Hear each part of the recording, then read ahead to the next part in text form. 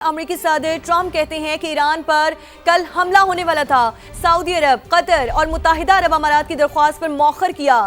سعودی ولی عہد قطری امیر اور اماراتی صدر نے حملہ مؤخر کرنے کی درخواست کی تھی۔ ان رہنماؤں کا خیال ہے کہ سنجیدہ مذاکرات ہو رہے ہیں اور امریکہ کو قابل قبول ڈیل ملے گی۔ ممکنہ ڈیل کے تحت ایران جوہری ہتھیار نہیں بنا سکے گا۔ قابل قدر رہنماؤں کے کہنے پر پیٹ ہیگزیت اور جنرل ڈین کین کو ایران پر حملے سے روکا۔ انہیں کہا اگلے کسی بھی موقع پر ایران پر حملے کے لیے تیار رہیں۔ امریکہ کو قابل قبول ڈیل نہ ملی تو بڑا حملہ کرنے میں دیر نہیں کریں گے۔ جی ہاں، امریکی صدر ڈونلڈ ٹرمپ کہتے ہیں کہ ایران پر کل حملہ ہونے والا تھا۔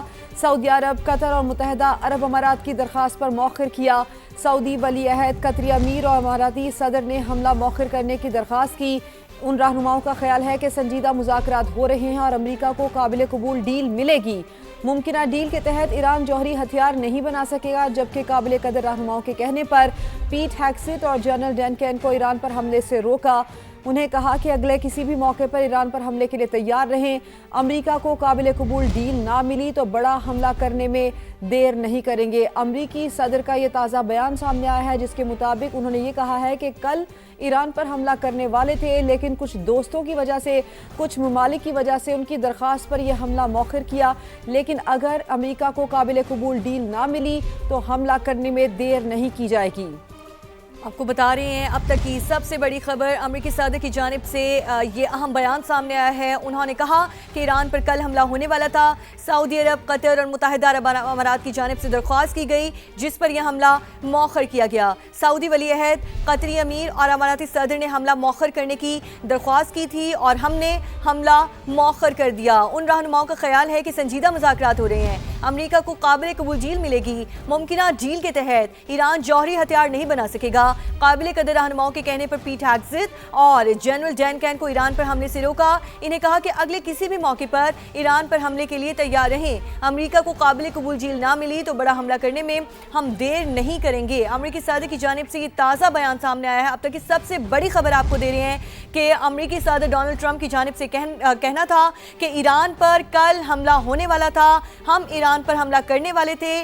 سعودی عرب، قطر اور متحدہ عرب امارات کی جانب سے درخواست کی گئی تو ہم نے یہ حملہ مؤخر کیا۔ سعودی ولی عہد قطری امیر اور اماراتی صدر نے حملہ مؤخر کرنے کی باقاعدہ درخواست کی گئی، جس پر ہم نے حملہ مؤخر کر دیا۔ ان رہنماؤں کا خیال ہے کہ سنجیدہ مذاکرات ہو رہے ہیں۔ امریکہ کو قابل قبول ڈیل ملے گی۔ ممکنہ ڈیل کے تحت ایران جوہری ہتھیار نہیں بنا سکے گا۔ قابل قدر رہنماؤں کے کہنے پر پیٹ ہیگزیت اور جنرل ڈین کین کو ایران پر حملے سے روکا ہے۔ انہیں کہا کہ اگلے کسی بھی موقع پر ایران پر حملے کے لیے تیار رہیں۔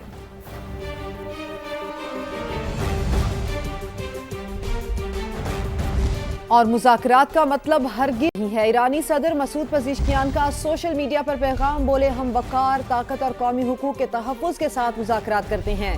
عوام اور ملک کے قانونی حقوق سے کبھی پیچھے نہیں ہٹیں گے۔ پوری قوت کے ساتھ آخر تک عوام کی خدمت کرتے رہیں گے۔ ملک کے مفادات اور وقار کا دفاع کریں گے۔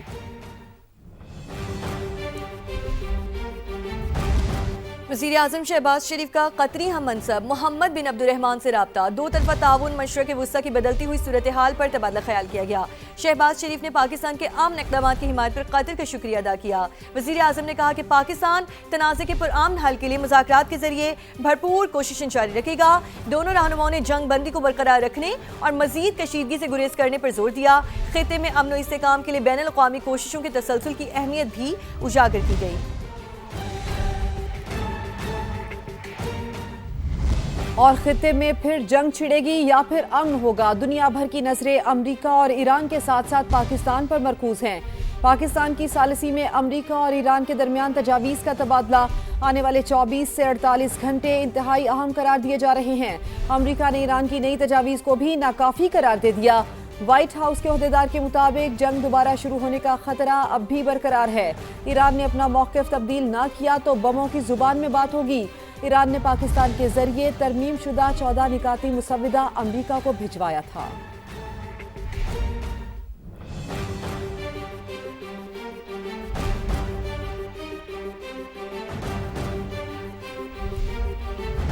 ایک بار پھر سے آپ کو بتائیں کہ امریکی صدر ڈونلڈ ٹرمپ کہتے ہیں کہ ایران پر کل حملہ ہونے والا تھا۔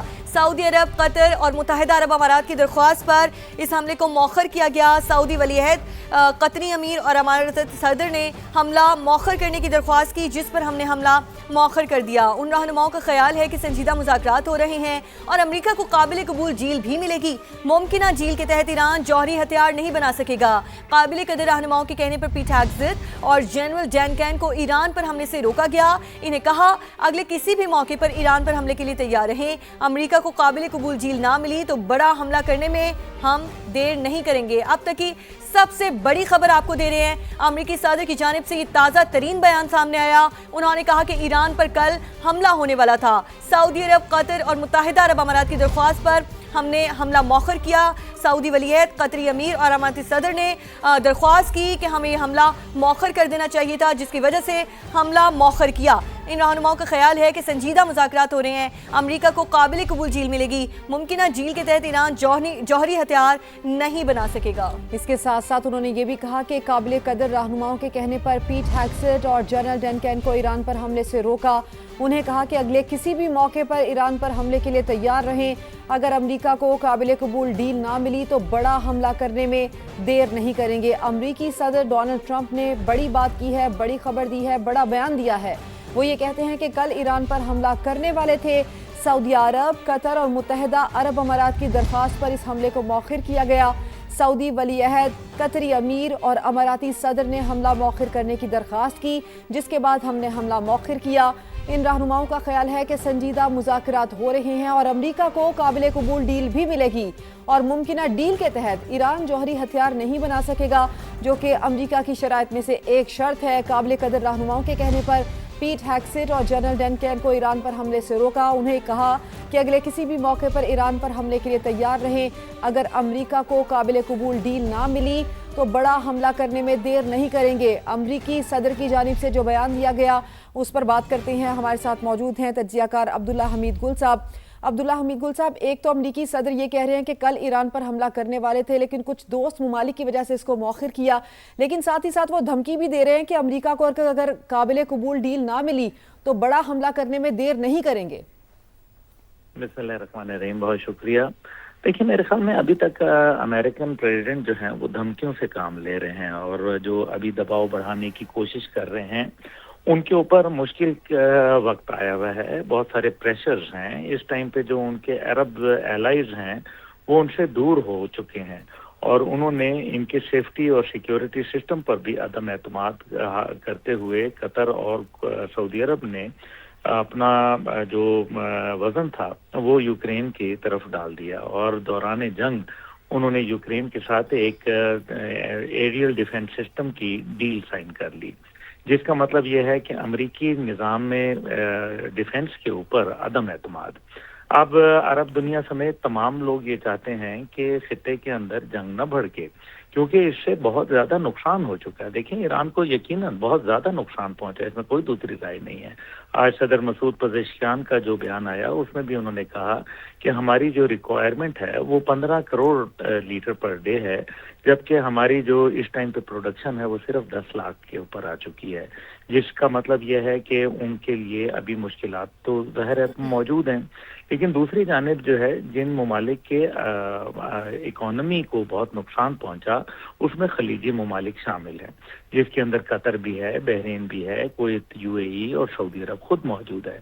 हमले की सूरत में बाबल मंदब का बंद हो जाना ठहर जाएगा, जिससे मजीद दुनिया की मईशत बर्बादी की तरफ चली जाएगी।